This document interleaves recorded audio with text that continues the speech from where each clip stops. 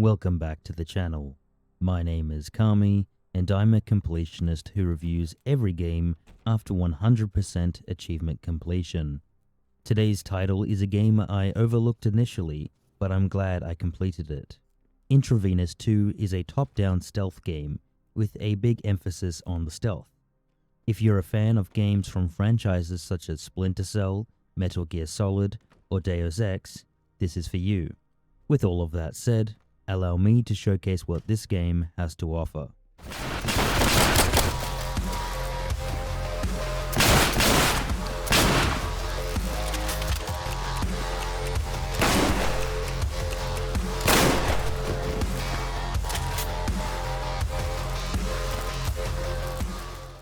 The game is structured with the player operating within linear levels filled with tons of enemies. The player has one objective: find the target, kill them, or choose to let them live. The main mechanics are sound and light. You'll be spotted much faster if you stand next to a light source, and so will bodies you leave behind. That goes for sound, which is far more important to manage. Sounds are generated from footsteps, your equipment loadout, and firing your ammunition. You're given a multitude of fun weapons to help you achieve your objectives. This includes a primary and secondary weapon, as well as multiple tools, not limited to gas grenades, molotovs, an EMP, and landmines. The tools are the most interesting, even more than guns. They allow you to change up your situation quickly and alter the playing field. Even with tons of enemies in pursuit, using some grenades and molotovs can help you clear out an area really fast. The guns, on the other hand, I'm torn about how I feel. Guns are found throughout the levels, which is a fun way to get new weapons. Attachments are bought with currency you earn, however, I didn't really feel they made a difference.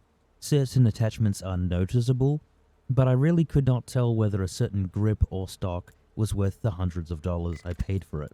Guns are obviously loud and draw attention. The problem lies in your mindset as a player. Do you want to turn a 5-minute level into a 20 to 30-minute level because you shot someone and now you have to deal with the consequences? Well, that's what's going to happen if you use a gun that isn't internally suppressed. Keep in mind, I beat this game about 5 times. If I shot someone, I'd have at a minimum 30 enemies zoning in on my location. So I didn't really want to shoot someone knowing if I was silent, I could beat a level within 5 minutes. This is a conflict I had no matter the difficulty.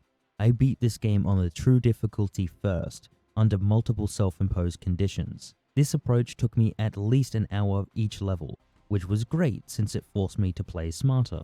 If I played on easier difficulties, guns drew less attention, but enough that you will remain cautious. This meant that the addition of modifications felt discouraging to use, since guns also felt discouraging to use. The levels are compact and designed to punish you for being rash and sloppy. It was easier to just optimize routes rather than continue after being detected.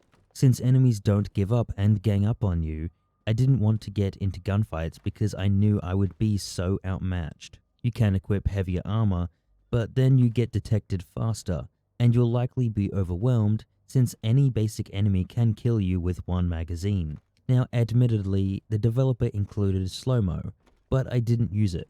It didn't help me take on 50 enemies. Now, you can argue it's my fault for wanting to beat levels optimally. I fully accept that, but since the enemies never reset, I barely shot or killed anyone since it left blood behind. Once an enemy sniffs blood, you're being pursued until the end. A ghostly approach is best. Enemies will detect you almost immediately, especially on the true difficulty. The stealth approach is necessary since enemies can and will shoot you even if you don't see them on the screen. Like the guns scattered throughout the levels, there's also collectible pieces of currency. I highly recommend you do not ignore them, as you will need a lot of it to upgrade guns for the achievements. Unfortunately, the game doesn't reward you for any playstyle. If I beat a level without being spotted, or by killing everyone, it doesn't matter. This is frustrating and why I had to earn roughly $200,000 for an achievement. Upon level completion, you're rewarded about $1,000, so you can understand how much of a grind the game can be for achievements. When you boot the game, it says optimized for the mouse and keyboard. I can confirm that it is, but I beat this game multiple times on the Steam Deck. Analog sticks are fine but stiff. The Dex pads were a nicer experience. I had a great time on the deck and it was actually my preferred method. If you own the deck, I certainly can recommend this game. The story is much better than the first game. It was rather personal too, which made it feel more engaging to play. The plot is simple, but at least the choices to spare certain people allowed for different outcomes during certain levels. It's not a full RPG, choose your own story type of thing, but it was nice seeing my choices reflected in the endings. The protagonists were written well, and they had a nice touch of humanization, which was conveyed through the pixel art and the dialogue. Despite the game having no voice lines, the dialogue was engaging, and I ended up caring about the events throughout the narrative. The game's previous antagonist Steve is a great mentor to the new protagonist Sean. Whilst it made no difference on gameplay, I did like the fact that I could play as both of them.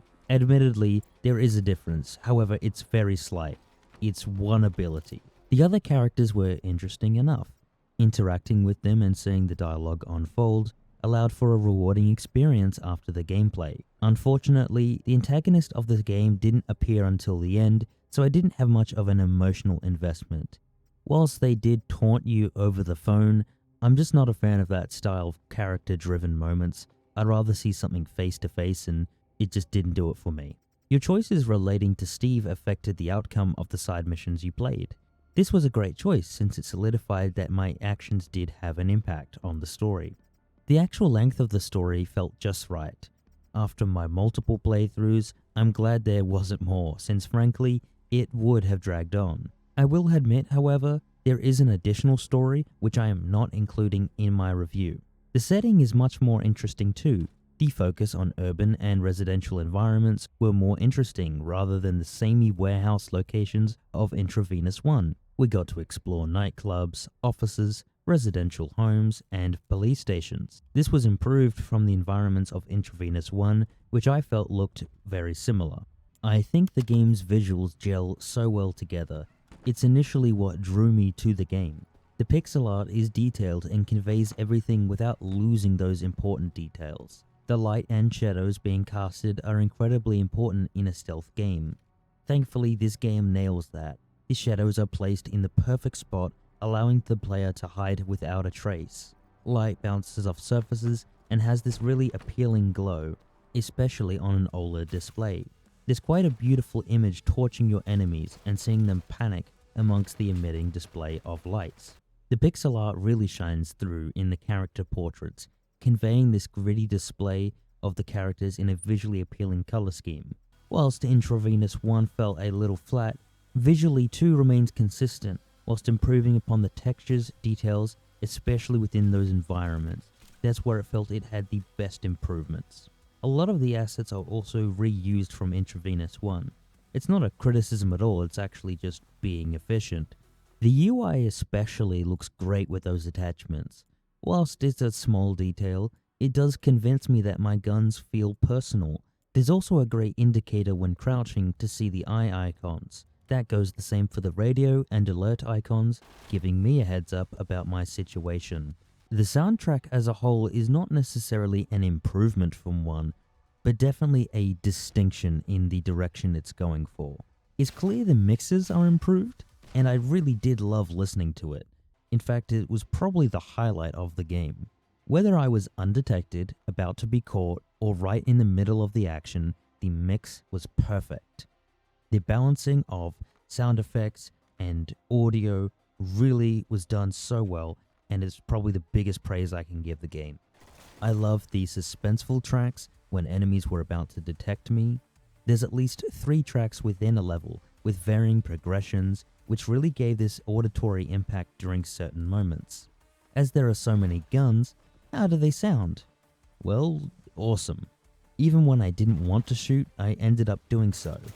I'll happily rain down gunfire, destroying my enemies with an excellent soundtrack backing me up. Even though I made comments about not wanting to shoot guns for gameplay reasons, I did want to, simply because the audio made it sound so awesome. There's a real big feeling of empowerment when you play this game and you rain down hellfire. As this is a stealth game, the audio is really important. Every footstep mattered as it affected whether I was detected or hidden. I really did appreciate that the guns I shot or bodies I dropped affected if I was going to get caught.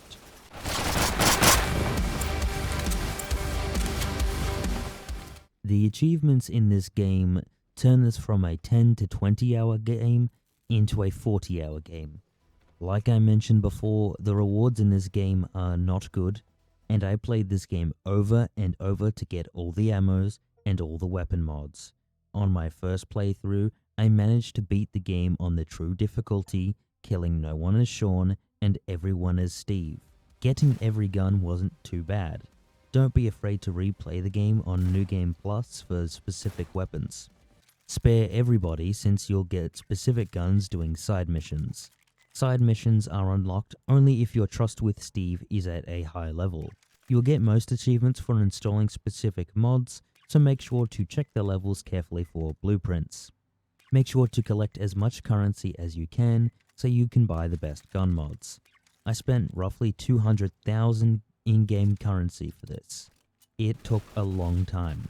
If you want the Arsonist trophy, the final level is the best for that. Same goes for the gas grenade trophy. Regarding the classic difficulty, it's a little tougher but nothing you can't handle, especially if you beat the true difficulty. I recommend using the knife since it's silent, knocking out the enemies with your fists first, and then dumping them in dark places, then there's no blood trail. Intravenous 2 was a rewarding game for sure. I had a lot of fun with it. For the price I paid, I got a good 40 hours of gameplay. That didn't include the side story as well. There's not a lot of stealth games, but thankfully this game is really carrying the genre, especially in the indie scene. If you're looking for a fun game to challenge you, definitely get this game. It's a lot of fun and I would absolutely recommend it.